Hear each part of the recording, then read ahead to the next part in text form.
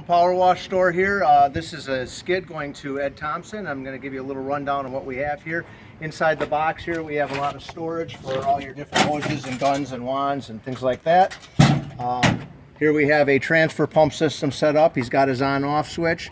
There's a resettable breaker here, so if he ever trips a fuse, all he has to do is push that button in. Over here we have our valve system. This is our draw, and this is our return, so we can draw from the back tank, which is tank 1, which would be his concentrate, and a water tank. We can choose between drawing off the truck or from the tanks with the second valve. Down here, this is our outlet. We can return to tank 2, so he has the ability to draw from the concentrate, return into tank 2, switch it over to water just like this, and continue to fill up the second tank with water. If he wants to draw from off the truck and pump to a bucket or something like that, he can use these little jumper hoses.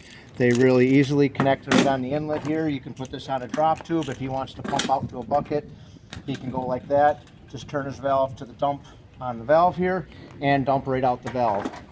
We have a 8 gallon a minute at 2,500 psi, 13 horsepower water dragon pressure washer.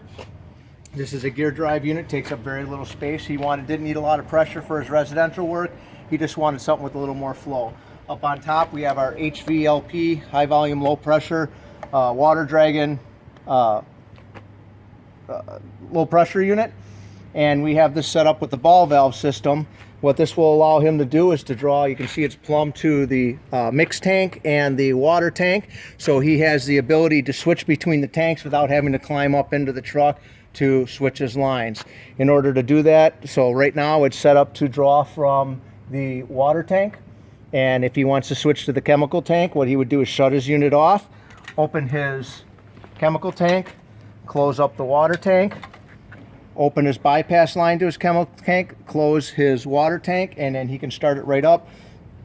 Make sure he flips the lever to prime it, have it primed. When he's ready to go to operate, he flips his lever back to the operate position on the Udor. So this is prime, this is operate.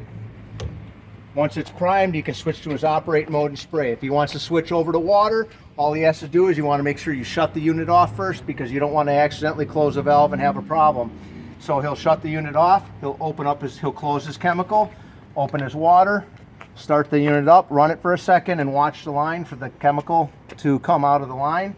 He'll stop it again, open his water bypass, close his chemical bypass, and then whatever's left in the line he can just spray out as he goes. On the side here we have our high pressure hose reel. It's set up on a quick connect, so if he wants to add a downstream injector on there, he has the ability to just plumb it right in line there. Right now we don't have it on there. We have our low pressure reel. He wanted to set up without using the manifold, so he actually pulls the hose completely off, and there's a quick connect setup on there to be able to connect it onto his HVLP system. And here we have a garden hose reel that is set up on a float valve here that will allow it to constantly fill while he's washing. As you see, this line here bypasses the bypass water from the pressure washer back into the tank. So if he sets the gun down and walks away, he's not going to overheat or damage the pump. And we have our suction line or return line for our Udor, suction line for the Udor, and then the suction line for the 12-volt pump. So this is one of the Water Dragon long bed skids. This is a custom configuration built for Ed Thompson, Thompson's Roof Cleaning, and we can build units just like this for you.